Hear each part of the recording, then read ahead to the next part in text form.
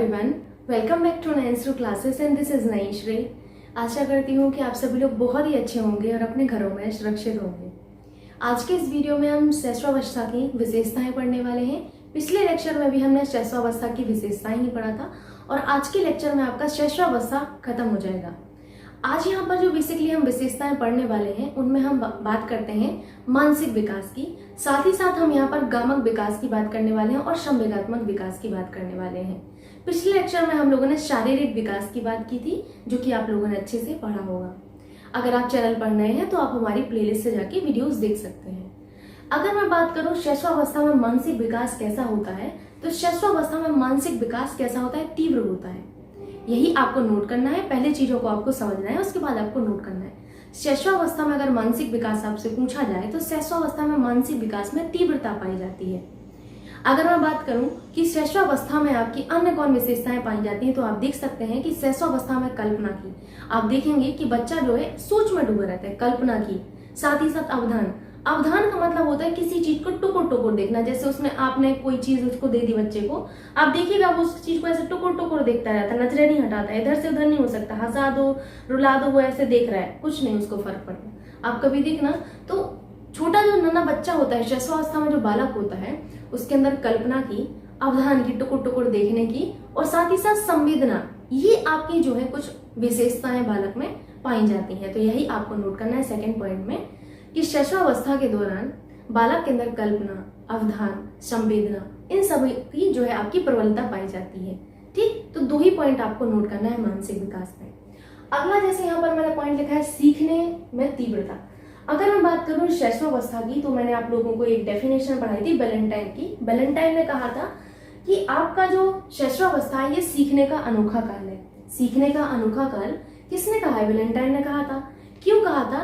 क्योंकि इस अवस्था में बालक के अंदर सीखने की जो क्षमता होती है, सीखने की क्षमता बहुत ज्यादा होती है, सीखने में बहुत ज्यादा तीव्रता पाई जाती है बालक के अंदर।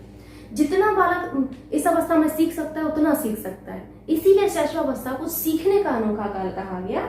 ये आपको यहाँ पर समझना है। अगर आपसे पूछा जाए कि सीखने का अनोखा काल कौन सा है, तो आपको याद रखना है शिशुअवस्था है, और ऐसा बैलेंटाइन ने कहा है। तो सीखने की तीव्रता में यही आपको याद रखना है कि शिशुअवस्था के दौरान बालक में सीखने की जो आपकी क्षमता होती है, इसमें तीव्रता पाई जाती है। ठीक है। कल्पना बाहुल्य अवस्था। कल्पना बाहुल्य अवस्था का मतलब ये है कि आपका जो शिशुअवस्था का बालक होता है वो कल्पना की ही चीजों को, जो कल्पना की चीजें उनको यथार्थ मान लेता है, उन्हीं को सत्य मानता है। ठीक है। कैसे? आपको आसानी से समझ में आ जाएगा। आप जब छोटे थे, खैर जैसे मैं डिफ्रेंशिएट तो नहीं करना चाहती, लड़कियां जो होती हैं वो अपना जो कुछ और ही खेलती रहती हैं, ठीक है, गुड्डे गुड़ियों से गुड्डे, लड़के जो है गाड़ी वाड़ी से खेलते रहते हैं ना। तो अलग अलग तरीके से जो है बच्चे खेलते हैं अपना। ठीक। और अगर कभी लड़कियां आ जाती थी खेलने तो वो डिस्टर्ब करती थी, तो वो उनको भगा देते थे सब लोग। जब आप छोटे थे तो अपना बचपन याद करिए, आपके पास गाड़ी नहीं थी। क्या थी? आपके पास गाड़ी नहीं थी। थी तो नहीं ना, लेकिन फिर भी आप ऐसे एक्ट करते थे कि आपके पास जो आपका है ट्रैक्टर का या फिर किसी कार का स्टीयरिंग है, तो आप कैसे करते थे कि नहीं? तो क्या करते थे? आपके पास गाड़ी तो नहीं थी ना, लेकिन फिर भी एक्ट आपने कैसा किया? आपने कल्पना को यथार्थ मान लिया। और क्या कुछ बच्चे ऐसे भी करते हैं, चलाएंगे, पीछे आ जा, अब तुम भी पीछे आ जाओ, ऐसे करते थे कि नहीं? दो चार को पीछे भी लगा लेते, दो बच्चे पीछे चल रहे हैं ट्रेन की तरह, आगे वाला चला रहा है, करते थे कि नहीं? पता चला ट्रेन बना लिया, चुक चुक चुक चुक चुक, ऐसे एक्ट करते थे। ट्रेन तो नहीं थी लेकिन ऐसा एक्ट करते थे ना, कल्पना की चीजों को यथार्थ मानते थे। करते थे कि नहीं आप लोग? तो यही है कि शिशुअवस्था में जो बालक होता है, बालक में कल्पना जो है कल्पना बाहुल्य होता है आपका शिशुअवस्था का बालक। ये सब विशेषताएं आपकी शिशुअवस्था में ही पाई जाएंगी। जब आप बाल्यावस्था में जाएंगे तो ऐसा नहीं होता है। इसीलिए मैं इतना आपको जो है समझाने के प्रयास कर रही हूँ, क्योंकि एग्जाम में क्वेश्चन ऐसा ही आता है कि निम्नलिखित में से कौन सी शिशुअवस्था की विशेषता नहीं है। 4 विशेषताएं दे दी जाएंगी, एक कोई विशेषता आपको जो है डाल दी जाएगी किसकी? बाल्यावस्था की। ठीक है, समझ गए आप लोग? नेक्स्ट है अनुकरण की प्रवृत्ति। अनुकरण का मतलब क्या होता है? आप देखते होंगे कि जब आप छोटे थे शिशुअवस्था में, अगर मम्मी का किसी का फोन आ गया, मम्मी बात करती थी, तो हम लोग जब मम्मी फोन रख देती थी या फिर मम्मी ही बात कर रही है और हम लोग भी वहां एक्ट कर रहे हैं, हेलो हाँ आ रही हो आज, बच्चा भी साथ में बोल रहा है हेलो हाँ आ रही हो आज, बच्चा भी वैसे ही एक्ट करता था कि नहीं? तो ये हुआ अनुकरण, मतलब सेम टू सेम दोहराता है। चाहे वो अपने आस पड़ोस में कोई किसी को देख ले, अगर कोई दादाजी खांस रहे हैं तो पता चला बच्चा घर आके ऐसे खांसता है, एक्ट करता है ऐसे कि मतलब जैसे वो देख के आया है, जैसे वो देख रहा है वो दोहराने की कोशिश करता है। उसको अनुकरण जो कहलाता है वो कहलाता है दूसरे का कॉपी करना, है ना। तो वो करता है बच्चा, शैशवावस्था में करता है बच्चा, दूसरे की कॉपी करता है। जैसे आप घर में कर रहे हो डिट्टो वो वैसे ही करेगा, ठीक। अगर मम्मी किसी से बात करेंगे तो बिल्कुल वैसे ही नकल करने लगता है। बड़े बूढ़े जैसे बात करते हैं आपस में तो वो वैसे ही बात करने लगता है, देखना अक्सर आप। और अगर जैसे बड़े बूढ़े लाठी लेके चल रहे हैं तो वो बच्चा आता है तो वो भी एक्ट करता है, मम्मी मम्मी देखो, मम्मी मम्मी देखो, करता है ना ऐसे। तो ये हुआ कि जो शैशवावस्था का बालक होता है उसके अंदर ये सारी प्रवृत्तियां पाई जाती हैं। ये आगे चल के तो नहीं पाई जाएंगी, तो अनुकरण की प्रवृत्ति पाई जाती है। अब इसी अनुकरण की प्रवृत्ति से, ध्यान से समझिएगा, ये अनुकरण की प्रवृत्ति से ही बच्चा सीखता है। स्कूल में टीचर जैसा उसको कहती है वो वैसा प्रोनाउंशिएट करता है, वैसी वो चीजें बोलता है। तो इसी अनुकरण से बालक जो है सीखता है शैशवावस्था में, है ना। तो ये एक पावरफुल कह सकते हैं कि बहुत पावरफुल है, इसी की वजह से बच्चा सीखता है, ठीक। अगला है आपका पर निर्भरता। पर निर्भरता आप समझ ही रहे होंगे, पर का मतलब है दूसरों पर, दूसरों पर निर्भरता। शैशवावस्था का बालक क्या अपने आप से सारे काम कर लेता है? मैं बात कर रही हूँ 0 से 3 वर्ष की, उसके बाद थोड़ा थोड़ा वो करना शुरू कर देता है। लेकिन आप देखना कभी भी जो शैशवावस्था का बालक है वो दूसरों पर ही निर्भर रहता है ना। तो आप ये कह सकते हैं कि शैशवावस्था में बालक जो है दूसरों पर निर्भर रहता है। कैसा रहता है? दूसरों पर निर्भर रहता है, अपने माता पिता पर, भाई बहन पर, या फिर दादा दादी पर, इन सब पर निर्भर रहता है। खुद से वो कार्य नहीं कर सकता, वो खुद से खा भी नहीं सकता। लेकिन आजकल के जो बच्चे हैं वो 4G जमाने के हैं, उनको अलग से मम्मी टेबल ला रही हैं, उनको बिठा रही हैं, उनको खिलाना जो है सिखा रही हैं, और सामने फोन भी रहता है। अब तो खैर इतना समय चेंज हो गया है कि बच्चे को जब तक फोन नहीं दोगे वो टॉनिक की तरह काम करने लगे, तब तक वो खाता नहीं है, ठीक। और हम लोग थे कि कुछ भी मिल जाए खा लेते थे, मम्मी खेत गई हैं लेकिन हम लोग खा लेते थे अपने आप से। तो समय चेंज हो रहा है अभी, तो पर निर्भरता जो है शुरू होती है। अब आप देख सकते हैं कि पर निर्भरता का मतलब होता है दूसरों पर निर्भर, दूसरों में अपनी फैमिली के ऊपर निर्भर रहता है। दोहराने की आपकी जो है प्रवृत्ति, दोहराने की प्रवृत्ति का मतलब होता है शैशवावस्था में आप बालक को देखिए, ये तो मैंने आपको बता दिया, शैशवावस्था में बालक में सीखने की तीव्रता पाई जाती है, लेकिन उन्हीं सीखी गई चीजों को प्रबल बनाने के लिए वो बार बार दोहराता है चीजों को। क्या करता है? बार बार दोहराता है उन चीजों को, ठीक है। आप देखना कभी भी छोटे बच्चे को बार बार वो पोया में बोलता रहता है, देखिएगा अपने आसपास। अब मैं बात करूं संवेग की। वैसे तो मैं अभी आपको संवेग बहुत डिटेल में पढ़ाऊंगी, शैशवावस्था में संवेग कौन से आपके होते हैं, 3 महीने में कौन सा संवेग आता है, छोटी छोटी सी चीजें हैं जो बहुत काम की हैं, वो समझाऊंगी। लेकिन अगर मैं पर्टिकुलर संवेग की बात करूं तो संवेगों में प्रबलता पाई जाती है। संवेगों में क्या होती है? शैशवावस्था के दौरान संवेगों में क्या होती है? उग्रता पाई जाती है, प्रबलता पाई जाती है। लेकिन उग्रता पाए जाने के बावजूद भी बच्चा दूसरों पर निर्भर रहता है, दूसरों पर निर्भर रहता है। अभी आपने सीखा कि शैशवावस्था का जो बालक है वो अपनी फैमिली के ऊपर निर्भर रहता है, यानी कि संवेगों में प्रबलता पाए जाने के बावजूद भी बालक दूसरों पर निर्भर रहता है। तो ये कुछ विशेषताएं हैं जो आपने पढ़ ली। अब एक यहाँ पर जो मैंने लिखा है गामक विकास, ये बहुत महत्वपूर्ण है। गामक विकास से क्वेश्चन कैसा पूछा जाएगा मैं आपको समझा देती हूँ। जो यहाँ पर लिखे गए हैं मंथ वाइज वो आपको बिल्कुल अपने माइंड में फिट बिठाना। मुझे नहीं लगता कि इतना बड़ा टास्क होगा इसको फिट बिठाना।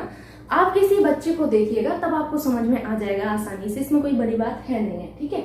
जैसे गामक विकास में आपको ये देखा जाएगा कि पहले मंथ में आपका बच्चा जो है कौन सी एक्टिविटी करता है। तो पहले महीने में, गामक का मतलब है मोटर, ठीक है, पहले महीने में पेट के बल लेटे होने पर ठोड़ी उठाने का वो प्रयास करता है बच्चा। आप देखिएगा कभी भी अपने आसपास जो 1 महीने का बच्चा होता है वो पीठ के बल लेटा रहता है, अपनी ठोड़ी उठाने का जो है प्रयास करता है, ठीक। क्या करता है? ठोड़ी उठाने का अपना प्रयास करता है। देखिएगा आप लोग इस तरीके से उठाने का प्रयास करता है। 2 महीने का जो बच्चा है वो पेट के बल लेटे रहने पर छाती उठाने का प्रयास करता है, ठीक। अब आपसे यही पूछा जाएगा कि कितने महीने का जो बच्चा है वो आपका पेट के बल लेटे रहने पर छाती उठाने का प्रयास करता है। 1 महीना, 2 महीना, 3 महीना, 4 महीना। तो आपको याद रखना है 2 महीने का जो बच्चा है वो छाती उठाने का प्रयास करता है, 1 महीने का बच्चा ठोड़ी उठाने का प्रयास करता है, ठीक है। अगला है 3 महीने। 3 महीने का जो बच्चा होता है वो पीठ के बल लेटे रहने पर जो बच्चा है वो सिर उठाने का प्रयास करता है, क्योंकि अब वो थोड़ा थोड़ा सा बड़ा हो रहा है, अपना बैलेंस करना सीख रहा है, तो वो पीठ के बल लेटा है। पीठ के बल लेटे रहने पर बच्चा जो है अपना जो है सिर उठाने का प्रयास करता है। कब? 3 महीने में। 4 महीने का बच्चा जो है सहारे के साथ बैठना शुरू कर देता है। ये बहुत इंपॉर्टेंट है, ये बच्चा सहारे के साथ बैठना कब शुरू कर देता है? 4 महीने में। याद रखिएगा कि 4 महीने का जो बच्चा होता है वो सहारे के साथ बैठना शुरू कर देता है। किसके साथ? सहारे के साथ बैठना शुरू कर देता है। 5 महीने का जो बच्चा है वो गोद में बैठने लगता है। इसमें गोद में बैठने लगता है। अभी पहले सहारे के साथ बैठेगा। देखिए, इसको आपको रटने की आवश्यकता ही नहीं है। आप इसको सोचिए कि पहले बच्चा क्या उठाएगा। क्या पहले बच्चा अपना सिर उठा लेगा? क्या 1 महीने का जो बच्चा है वो अपना सिर उठा सकता है? सोचिए जरा आप लोग। कभी नहीं उठा सकता, क्योंकि नन्हा मुन्ना बालक है वो तो अभी जन्मा ही हुआ है ना। उसको बैलेंस करना भी तो सीखना है पहले। तो पहले वो छोटी चीजों से शुरुआत करेगा, तब वो बड़ी चीजों की तरफ जाएगा। तो छोटी चीजों में सबसे पहले वो अपनी ठुड्डी उठाएगा। उसके बाद क्या करेगा? ठुड्डी उठाने के बाद अपनी छाती उठाने का प्रयास करेगा। उसके बाद क्या करेगा? उसके बाद अपना जो है सिर उठाने का प्रयास करेगा। फिर बच्चा सहारे के साथ बैठना शुरू करता है। जब सहारे के साथ बैठ जाता है तो गोदी में भी बैठ जाता है। अब जब गोदी में बैठ गया तो कुर्सी पे भी बैठ जाएगा अगले महीने में। तो 6 महीने बच्चा कुर्सी पर बैठ जाता है। अब भैया कुर्सी पर भी बैठ गया। अब उसको अभी तक ये देखिए सहारे के साथ चल रहा है, सहारे के साथ। अभी उसको बिना सहारे के भी तो चलना है। तो 7 महीने का बच्चा बिना सहारे के बैठना शुरू कर देता है। फिर आपको उसको बिठाना नहीं पड़ता, बैठ जाता है बिना सहारे के। अगर आप उसको बिठा दोगे तो आराम से ऐसे चुप बैठा रहता है, ऐसे देखता, टुकुर देखता रहता है। ठीक है, तो ये क्या है? 7 महीने का बच्चा बिना सहारे के बैठने लगता है। 8 महीने का बच्चा सहारे के साथ खड़े होने लगता है। अभी देखिए उसने बैठने की प्रोसेस खत्म की है यहाँ पर। अब भैया बैठने लगा, बैठने के बाद क्या करेगा? ओबियस सी बात है, खड़ा होने शुरू करेगा, फिर चलना शुरू करेगा, दौड़ना शुरू करेगा, है ना। तो बस इसमें रटना ही नहीं है आपको। ठीक, तो 8 महीने का बच्चा बिना सहारे के साथ क्या करने लगता है? खड़ा होने लगता है। कब? 8 महीने में। 9 महीने का बच्चा जो है सामान पकड़कर जो है आपका खड़ा होने लगता है। आप देखेंगे अगर आपके घर में टेबल चेयर कुछ ना कुछ ऐसा रहता है, बर्तन अगर कोई बड़ा है तो उसको वो पकड़ के खड़े होने का प्रयास करता है। ठीक है, कब? 9 महीने में सामान पकड़कर खड़े होने का प्रयास करता है। 10 महीने का बच्चा जो है घुटने के बल चलने लगता है। किसके बल? घुटने के बल। देखना नी के बल जो है बच्चा कब चलता है? 10 महीने में। 12 महीने का बच्चा जो है सामान पकड़कर चलने लगता है। क्या? सामान पकड़कर। अगर सामान आसपास में रखे होंगे 2-4 तो उसको पकड़कर चलने का प्रयास करेगा। फिर से गिरता है, फिर उठता है, फिर पकड़कर चलता है। तो ये चलता रहता है उसका जब तक वो अपना जो है पूरा दौड़ना नहीं सीख जाता है। आजकल तो 4G जमाने के बच्चे हैं, कुछ भी कर सकते हैं। ठीक, तो 12 महीने में सामान पकड़कर चलना शुरू करता है। 14 महीने का बच्चा जो है अकेले खड़े होना शुरू कर देता है, यानी कि बिना सहारे के खड़े होना कब शुरू करता है? 14 महीने में। ये बहुत इंपॉर्टेंट है। 14 मंथ का जो बच्चा है वो बिना सहारे के जो है आपका क्या कर देता है? बिना सहारे के खड़े होना शुरू कर देता है। यही आपसे एग्जाम में पूछा जा सकता है कि बिना सहारे के बच्चा कब खड़ा होना शुरू हो जाता है? तो 14 मंथ का होता है। यहाँ पर जितना भी लिखा गया ये बहुत ही महत्वपूर्ण है। प्लीज आप इसको तो देखिए, मैंने बताया है वही आपको लिख लेना है, ठीक, अपनी भाषा में। उसके बाद 15 महीने का, शायद आपको नीचे नहीं दिख रहा होगा, और अगर नहीं दिख रहा है मैं बता दे रही, नीचे मैंने लिखा हुआ है 15 मंथ। 15 मंथ का जो बच्चा है वो अकेले चलने लगता है। फिर उसको सहारे की जरूरत नहीं होती, ना तो उसको सामान की जरूरत है, वो अकेले चलने लगता है। क्या करता है? अकेले ही चलने लगता है। ठीक, यहाँ पर बच्चा देखिए बिना सहारे के खड़ा हुआ है। खड़े होने के बाद वो चलेगा ना, कि ऐसे ही होगा कि भैया चलना भी था उसको। तो 14 मंथ का बच्चा खड़ा होना शुरू होता है बिना सहारे के। 15 मंथ है वो अकेला चलने लगता है। ठीक, अब ये तो हुआ देखिए मनोवैज्ञानिकों के अनुसार। अगर आज के जमाने का देखा जाए तो आज के जमाने में जब बच्चा पैदा होता है तो मम्मी खुद ही सेल्फी लेती है। अरे बच्चा हुआ है, सेल्फी लेती, बच्चा देख रहा होता है, इसी से डाउनलोड हुआ हूं मैं। फिर उसके बाद क्या होता है? 2-3 महीने का होता नहीं कि बच्चा जो फोन में जानने लगता है, फोन जानने लगता है, फिर बस शुरू हो गया यहाँ से काम। फिर आगे की स्टोरी आपको पता है। इसीलिए आजकल के बच्चे जो बिल्कुल 5G जमाने के साथ चल रहे हैं, है ना, बहुत तेज हैं आजकल के बच्चे। तो ये तो आपने पढ़ लिया। अब एक लास्ट आपको पढ़ना है शैशवावस्था में सांवेगिक विकास, जो कि बहुत इंपॉर्टेंट है। ठीक, सो आइए उसको भी देखते हैं।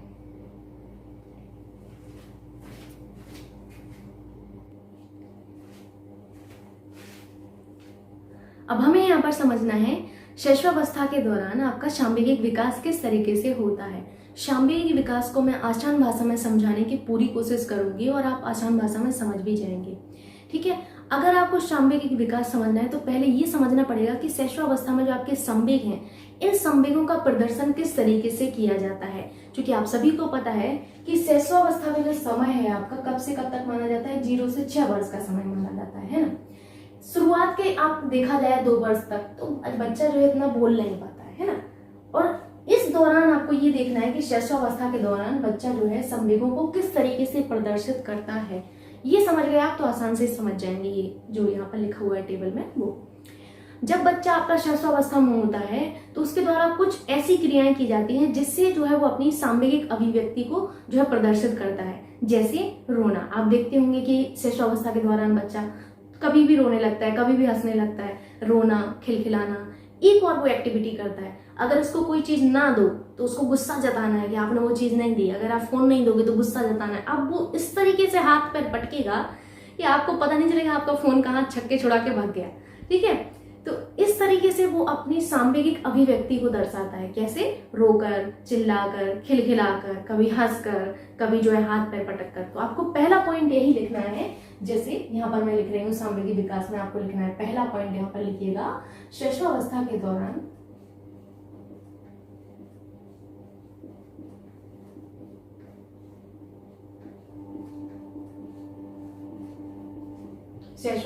दौरान बालक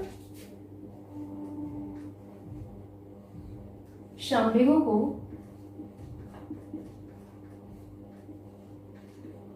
रोकर, चिल्लाकर, ठीक है, रोकर, चिल्लाकर, हंसकर, और किस तरीके से? हंसकर, खिलखिलाकर,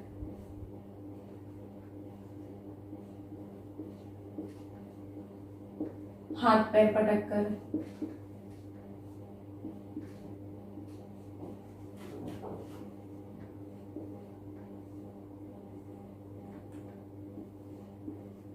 प्रदर्शित करता है। ठीक है, पहला पॉइंट आपको यही नोट करना है।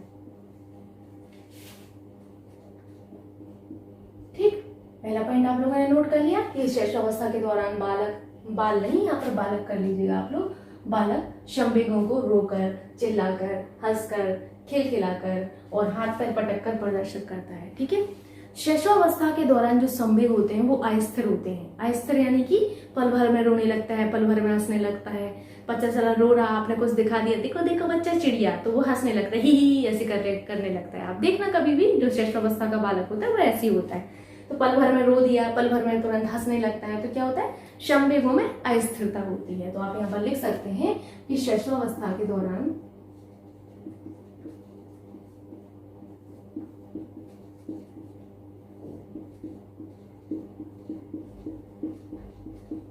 संवेगों में अस्थिरता पाई जाती है। किसमें? संवेगों में।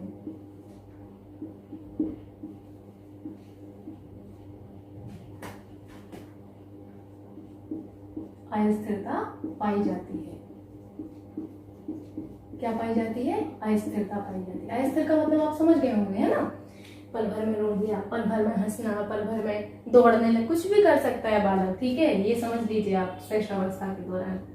ठीक, तो 2 पॉइंट आपने नोट कर लिए। अब अगर देखा जाए तो शैशवावस्था में जो संवेग है, संवेगों में उग्रता पाई जाती है। क्या पाई जाती है? उग्रता पाई जाती है। तो लिख लीजिए अगला पॉइंट यही, शैशवावस्था में संवेगों में उग्रता पाई जाती है। ये देखिए, ये ऐसे पॉइंट है जो पूछे जाते हैं। अब देखिए, ये सारी चीजें आप समझ लिए हैं तो आपको प्रॉब्लम नहीं होगी, कभी भी पूछा जाएगा तो आप आसानी से बता सकते हैं। संवेगों में क्या पाई जाएगी? उग्रता पाई जाएगी।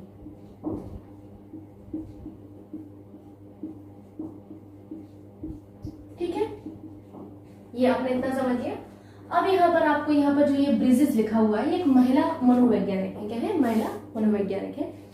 जो ब्रिजेस हैं, इन्होंने बताया 1932 में इन्होंने एक जो है रिसर्च की। कब? 1932 में।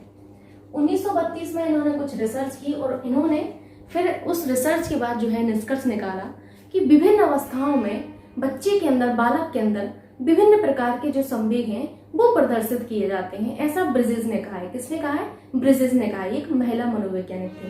नोट करिए, वर्ष 1932 में ब्रिजेस, महिला मनोवैज्ञानिक ब्रिजेस ने आपका जो है एक परीक्षण किया और उस परीक्षण के आधार पर इन्होंने निष्कर्ष निकाला कि बालक के द्वारा विभिन्न अवस्थाओं में विभिन्न प्रकार के जो संवेग हैं ये प्रदर्शित किए जाते हैं। नोट कर लिया आप लोगों ने? मैं फिर से बोल देती हूँ, लिखिए फिर से, अगर जिन्होंने नहीं लिख पाया है, कि 1932 में, कब? 1932 के दौरान महिला मनोवैज्ञानिक ब्रिजेस ने एक परीक्षण किया। उस परीक्षण के आधार पर इन्होंने निष्कर्ष निकाला कि बालक के अंदर विभिन्न अवस्थाओं में विभिन्न प्रकार के जो है संवेग प्रदर्शित किए जाते हैं। ठीक, अब वो संवेग कौन से हैं वो आपको यहाँ पर दिख रहे होंगे, बट उससे पहले ब्रिजेस ने एक और बात कही। इन्होंने कहा कि 2 वर्ष के दौरान, 2 वर्ष में आपका जो है, जब बालक आपका 24 माह का हो जाता है, देखिए यहाँ पर 24 माह मैंने लिखा हुआ है, ये रहा 24 माह। 24 माह का मतलब है 2 वर्ष, है ना।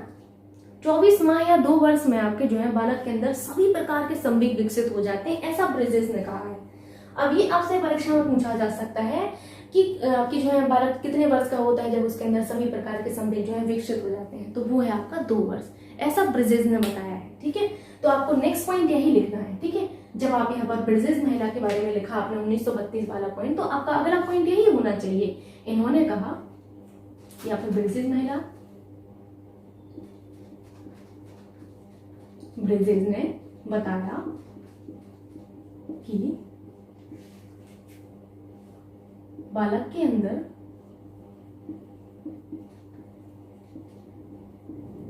दो वर्ष या 24 माह, जिसे आप कहेंगे 24 माह में सभी प्रकार के संवेग, सभी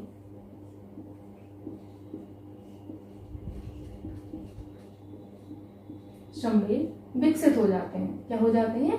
विकसित हो जाते हैं, संवेग विकसित हो जाते हैं। ठीक है, इतना लिख लेंगे आप लोग कि ब्रिजेस ने बताया कि आपका बालक के अंदर 2 वर्ष या 24 माह में सभी प्रकार के संवेग जो है आपके डेवलप हो जाते हैं। ठीक, अब इन्होंने जो लाइन से बताए हैं संवेग, ये बहुत महत्वपूर्ण है कि जन्म के समय बच्चे के अंदर एक संवेग रहता है, वो है उत्तेजना। शायद आपने कल्पना भी नहीं की होगी कि जन्म के समय भी बच्चे में कोई संवेग होता होगा। मासूम सा बच्चा है, आता है दुनिया में, सब कुछ उसको जो है ऐसा लगता है सब नया, उसके अंदर संवेग रहता है, उत्तेजना रहता है। क्या रहता है? उत्तेजना रहता है। ठीक, तो यही आपको देख लेना है कि ब्रिजेस महिला ने ये बताया है कि जन्म के समय उत्तेजना संवेग रहता है। ये बहुत ही महत्वपूर्ण है, आपसे पूछा जा सकता है जन्म के समय बालक के अंदर कौन सा संवेग जो है मौजूद रहता है? उत्तेजना। 3 माह का जो बच्चा होता है, 3 माह के बच्चे में उत्तेजना रहता है, आनंद रहता है और कष्ट। उत्तेजना तो है ही ऑलरेडी, आनंद और कष्ट और जुड़ जाते हैं, ये 2 संवेग और बच्चे के अंदर डेवलप हो जाते हैं। तो 3 माह में बालक के अंदर कौन से संवेग डेवलप होते हैं? उत्तेजना, आनंद और कष्ट। 3 महीना हो गया। उसके बाद 6 माह आते हैं, जब बच्चा 6 मंथ्स का होता है। कितने मंथ्स का होता है? जब बच्चा 6 मंथ्स का होता है तो उसके अंदर कौन से संवेग डेवलप होते हैं, आइए देखते हैं। उत्तेजना एज इट इज कर दीजिए, आनंद एज इट इज, कष्ट एज इट इज, क्रोध, घृणा और भय आ जाता है।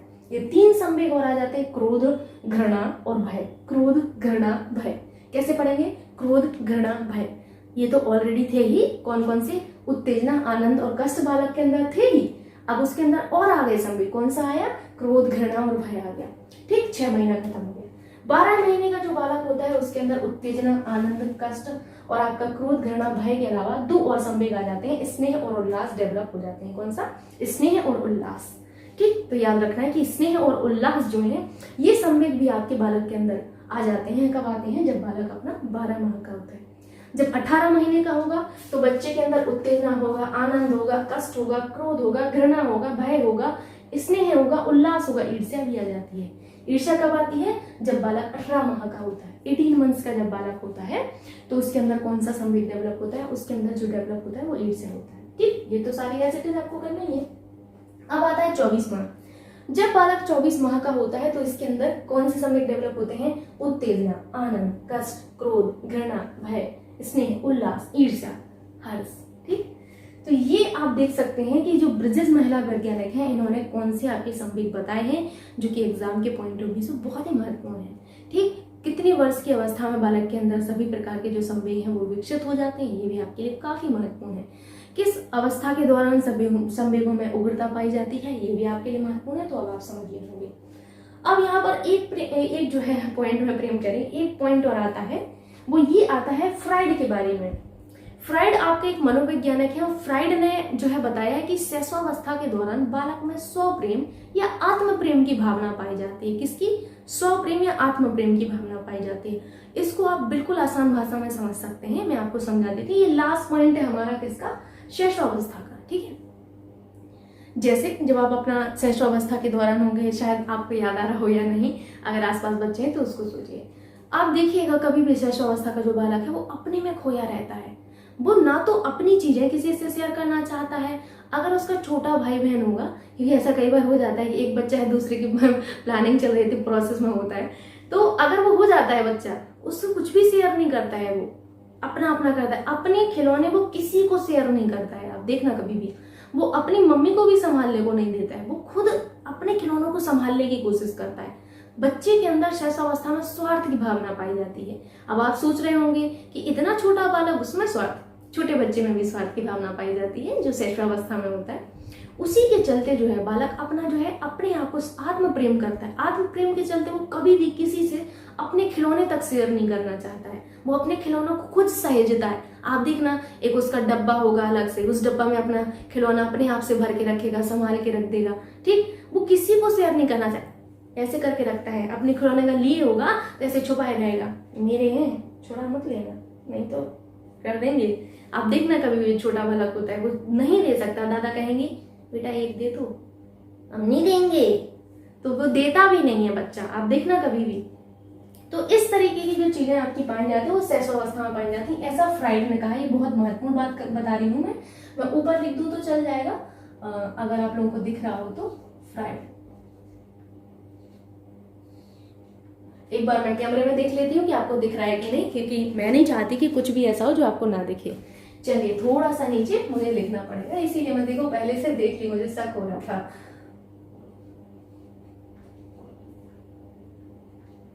फ्राइड लिखिएगा आप लोग, फ्राइड के बारे में यहाँ पर डैश करके लिखिएगा। फ्राइड ने क्या कहा है? फ्राइड ने शैशवावस्था के दौरान क्या बताया है? इन्होंने बताया है कि शैशवावस्था के दौरान बालक में आत्म प्रेम या स्व प्रेम की भावना पाई जाती है। लिखिए जो मैं बोल रही हूँ, मैं यहाँ पर लिख देती हूँ, आत्म प्रेम या स्व प्रेम। आत्म प्रेम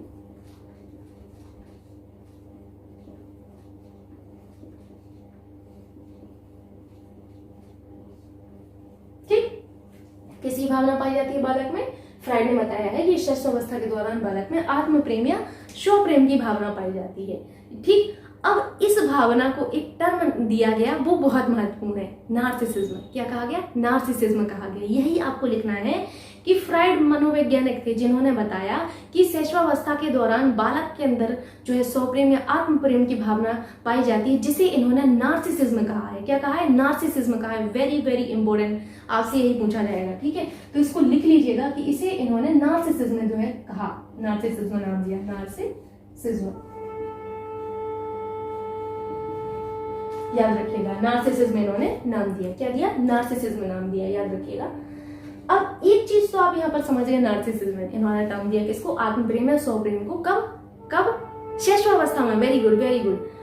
अब एक रॉस नामक के मनोवैज्ञानिक भी हैं, वो आप जानते होंगे, किसको? रॉस को भी जानते होंगे। रॉस नाम के जो मनोवैज्ञानिक आए, तो यहाँ पर मैं एक चीज बताती हूँ रॉस के बारे में। रॉस ने भी जो है अपना एक आत्म प्रेम और स्व प्रेम की बात कही। किसकी? आत्म प्रेम और स्व प्रेम की बात कही। किसकी? आत्म प्रेम की बात कही या स्व प्रेम की बात कही। लेकिन इन्होंने जो आत्म प्रेम या स्व प्रेम की बात कही वो किशोरावस्था में कही है। किसमें कही? किशोरावस्था में। अगर फ्राइड बात करेंगे आत्म प्रेम या स्व प्रेम की, तो शैशवावस्था में। टर्म पर ध्यान देना, मैंने कहा अगर आपको फ्राइड देखें तो फ्राइड ने स्व प्रेम या आत्म प्रेम को नार्सिसिज्म में कहा, लेकिन कब? किस अवस्था को? आपने कहा शैशवावस्था। Very good. अगर रॉस की बात आती है तो रॉस ने जो है आत्म प्रेम या स्व प्रेम को किसमें समझाया? किशोरावस्था में समझाया है। किसमें? किशोरावस्था में समझाया है। किशोरावस्था, याद रखिएगा, किशोरावस्था में समझाया है। आगे मैं आपको किशोरावस्था पढ़ाऊंगी, तब आपको ये सारी चीजें कवर होंगी। लेकिन मैं यहाँ पर देखिए, एक अगर मैं यहाँ पर भी बता के चलूंगी ना, तो आपको माइंड में रहेगा अरे हाँ यहाँ पर भी मैंने पढ़ा हुआ है, वहां पर मैं फिर से रिपीट करूंगी, तो सब कुछ आसान है। बस मैं ये चाहती हूँ कि एक जो सिंपल से सिंपल लैंग्वेज है उसमें मैं आपको समझा पाऊँ। बिकॉज देखिए, जब मैंने एग्जाम दिया था, मुझे बोलना नहीं चाहिए ऐसा, मुझे ऐसा कोई भी नहीं मिला था जो मुझे बिल्कुल बेसिक से पढ़ाए। मुझे कोई भी आइडिया नहीं था सीडीपी के बारे में, बिल्कुल मैं कहूँगी मुझे जीरो का भी आइडिया नहीं था, कुछ भी नहीं आता था मुझे सीडीपी में। तो उसी बेसिस पर आज मैं जब देखती हूँ अपने आप को, तो मुझे ऐसा लगता है कि मुझे इस तरीके से रिप्रेजेंट करना है खुद को कि मैं जीरो से आप लोगों को पढ़ा पाऊँ और मैं आपको हीरो तक लेके जाऊँ, ठीक है। भला मुझे कितनी भी मेहनत करनी पड़े, मुझे उससे कोई फर्क नहीं पड़ता, लेकिन मैं वो करूंगी और मैं जीरो से लेके आपको जो है बेसिक से लेके आपको एडवांस तक का पढ़ाऊंगी। कई बार ऐसा होता है कि हम चाहते हैं कि हम फुल सिलेबस मिले किसी भी चीज का। देखिए हर व्यक्ति के अंदर यही होता है, चाहे मैं किसी भी सब्जेक्ट को पढूं, कि जहां से मैं पढूं मुझे फुल सिलेबस मिलना चाहिए, और ऐसा असंभव होता है। मुझे ऐसा लगता है कि बहुत ही मुश्किल में हमें फुल सिलेबस मिलता है। मेरे साथ भी ऐसा था कि मुझे फुल सिलेबस कहीं से नहीं मिला। उसी बेसिस पर मैंने निर्धारित किया है, मैं डिसाइड की हूँ कि मैं आपको फुल सिलेबस बताऊंगी, एक एक चीज आपको सीडीपी का कंप्लीट करवाऊंगी। चाहे आप किसी भी एग्जाम की तैयारी कर रहे हो, टीचिंग वाले एग्जाम की, तो आपको प्रॉब्लम ही नहीं होगी। आपको सोचना ही नहीं है किस में आता है किस में नहीं। अरे सीडीपी की आधारशिला ही यही है। अगर आपको सीडीपी पढ़ना है तो आधारशिला पहले आपको मजबूत करनी पड़ेगी ना। घर बनता है तो नींव इसीलिए रखी जाती है कि घर हमारा मजबूत रहे, पिलर्स बनाए जाते हैं घर हमारा मजबूत रहे। आप एक बार करके देखिए, बिना पिलर्स के, बिना नींव के घर बना के देखिए, 2 साल में ना धस गया ना तो नाम बदल देना। तो इसीलिए आधारशिला बहुत जरूरी होती है। आप समझ गए होंगे मैं क्या समझाना चाहती हूँ। ठीक, ये चीज आपने समझ ली।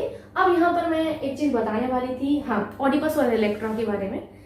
ये एक 2 भावना ग्रंथि है, ऑडिपस और इलेक्ट्रा। ये बहुत महत्वपूर्ण है। आप बस 1 मिनट दीजिए, मैं इसको रब करना चाहूंगी बिकॉज उसको समझाना बहुत ही ज्यादा महत्वपूर्ण है। ठीक, 1 मिनट। अभी मैं इसको हटा सकती हूँ, बताइए आप लोग। आई थिंक आप लोगों ने लिख लिया होगा, इतने होशियार हैं मेरे सभी स्टूडेंट। होशियार तो हैं, एक चीज तो मैंने देखा है, और बहुत कोऑपरेट करते हैं, बहुत ज्यादा। मैंने फिर क्या कहा, ऑडिपस और इलेक्ट्रा भावना ग्रंथि। ठीक है, ये ऑडिपस और इलेक्ट्रा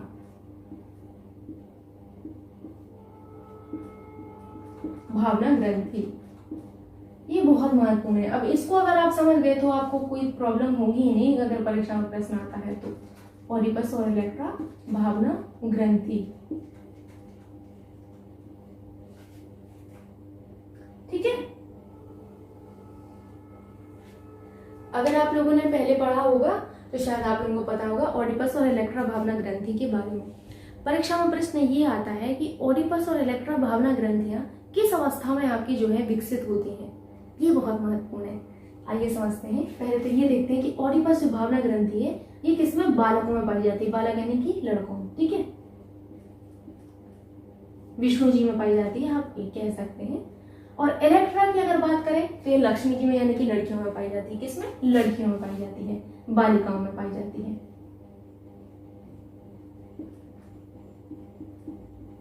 ठीक, ऑडिपस किसमें, बालकों में पाई जाती है, और इलेक्ट्रा किसमें, बालिकाओं में पाई जाती है। ये पहला आपको ये याद रखना पड़ेगा, परीक्षा में पूछा जाता है, इसीलिए मैं आपको पहले ही बता दी कि इलेक्ट्रा भावना ग्रंथि पाई जाती है किसमें पाई जाती है, बालिकाओं में, ठीक है। और अगर मैं आपसे ऑडिपस का पूछूं तो बालकों में पाई जाती है। पूछा ये जाता है आपसे, अगले तरीके का जो प्रश्न है वो ये कि ये जो भावना ग्रंथियां हैं ये किस अवस्था में आपकी विकसित होती हैं। तो आपने पढ़ लिया कि भाई शैशवावस्था में, बिकॉज मैं शैशवावस्था पढ़ा रही हूँ तो इसी में बताऊंगी, है ना। तो आपने कहा कि मैम शैशवावस्था में ये जो है आपकी पाई जाती है, तो आपने बहुत अच्छी बात कही, शैशवावस्था में ये विकसित होती है। लेकिन ये जो आपकी भावना ग्रंथियां हैं दोनों ही, ये 2 भावना ग्रंथियां, आपको इनका समय देखिए अलग अलग पुस्तकों में अलग अलग मिलेगा। मैं इस चीज को पहले से बता देती हूँ। और अगर आप मेरे हिसाब से पढ़ना चाहते हैं तो मैं तो यही कहूंगी कि ये जो ऑडिपस और इलेक्ट्रा भावना ग्रंथियां हैं इनका जो विकास होता है 4 से 5 वर्ष की अवस्था में होता है। किससे, 4 से 5 वर्ष की अवस्था में होता है। जब आपका जो बच्चा है या बालक हो या बालिका है तो 4 से 5 वर्ष की अवस्था में इनके अंदर इलेक्ट्रा और ऑडिपस भावना ग्रंथि पाई जाती है, ठीक है। इसी के चलते जो बालिकाएं हैं, आप देखिएगा बालिकाओं का लगाव किससे ज्यादा होता है, अपने पिता से होता है। बालकों का जो लगाव है अपनी माता से ज्यादा होता है, इन्हीं भावना ग्रंथियों के चलते, ठीक, जो कि 4 से 5 वर्ष की अवस्था में पाई जाती है। अब समस्या ये आती है कि अगर ये 4 से 5 वर्ष में पाई जाती है तो 4 से 5 वर्ष के जो समय है, अगर हम देखें जो हमने आपको विकास की अवस्थाएं पढ़ा है तो वो किस में आपका इंक्लूड किया जाएगा। आइए इसको समझते हैं। मैंने आपको अध्ययन के हिसाब से 3 अवस्थाएं पढ़ाई है, मैं शॉर्ट फॉर्म में लिख देती हूँ, ज्यादा आपको दिक्कत नहीं हो। शैशवावस्था मैंने बताया 0 से 6 वर्ष में पाई जाती है। फिर मैंने आपसे बाल्यावस्था पढ़ाया, तो बाल्यावस्था का समय मैंने 6 से 12 ईयर बताया, ठीक है। फिर मैंने आपको किशोरावस्था पढ़ाया, क्या बताया, एडोलेसेंस बताया, जो कि मैंने आपको इसका समय बताया था 12 से 18 वर्ष का बताया था। यही बताया था ना कि नहीं, 22 का मतलब वर्ष समझिएगा, जहां जहां मैं 22 लिखूं सो आपको 22 को कंसिडर करना है ईयर के तौर पर, यानी कि वर्ष के तौर पर, ठीक है। तो मैंने इतना आपको बताया था। अब आप कहेंगे कि मैम शैशवावस्था में आता है, वेरी गुड, ये तो आपने सोच लिया। अब इस शैशवावस्था में आपका जो 3 से 6 वर्ष का समय है, ध्यान से सुनिएगा, जो 3 से 6 वर्ष का समय है इसको हम क्या कहते हैं, प्री स्कूलिंग एज कहते हैं। क्या कहते हैं, प्री स्कूलिंग एज कहते हैं, प्री स्कूलिंग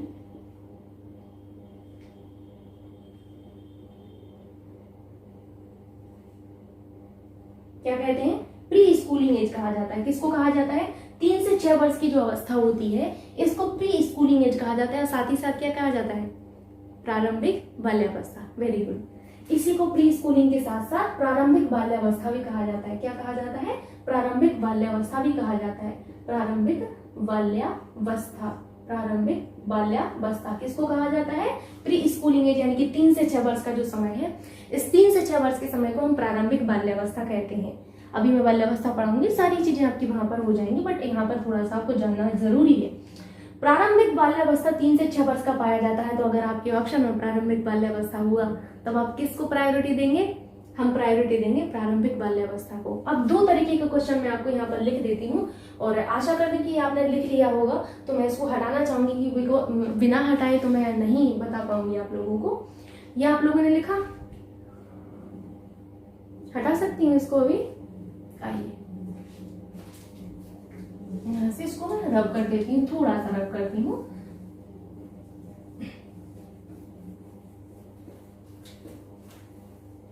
आइए यहाँ पर अगर आपसे पूछा गया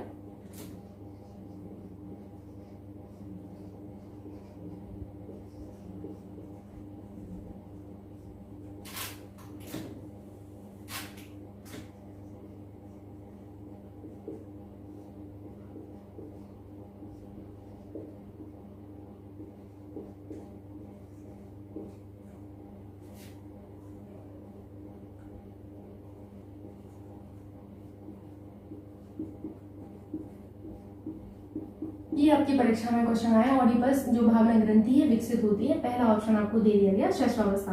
मैं थोड़ा सा शॉर्ट फॉर्म में लिख दूंगी, ठीक है, आप समझ जाएंगे। दूसरा यहाँ पर ऑप्शन है आपको बाल्यावस्था। हल्का सा पेन लाइट हो गया, बट आप मैनेज कर लीजिएगा, ठीक है। यहाँ पर चौथा ऑप्शन दिया गया है आपको किशोरावस्था, क्या? एडोलेसेंस, किशोरावस्था।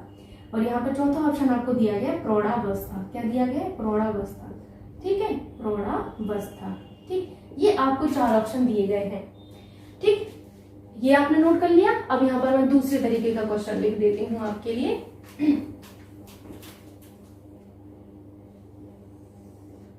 दूसरे तरीके का क्वेश्चन आपसे ये पूछा जा सकता है कि ऑडिपस भावना ग्रंथि, 1 मिनट, ये बहुत ज्यादा लाइट हो गया, बस 1 मिनट आप लोग दीजिए, देखिएगा, नहीं तो कोई मतलब नहीं है ना लिखने का।